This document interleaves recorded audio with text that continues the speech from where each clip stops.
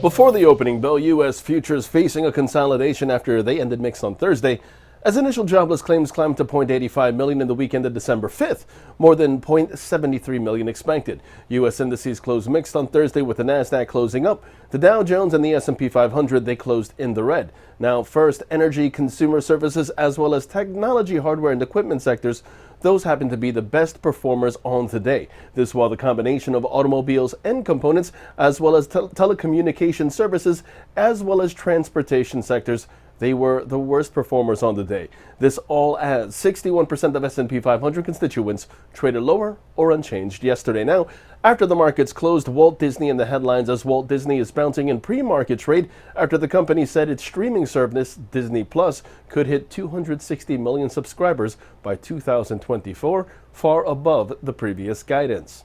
Moving on, MetLife in the headlines after global insurance firm Zurich Insurance Group announced that it will acquire MetLife U.S. property and casualty insurance business for $3.94 billion. And Costco Wholesale reporting first quarter EPS of $2.62, higher than anticipated from $1.73 a year ago on revenue of $43.2 billion.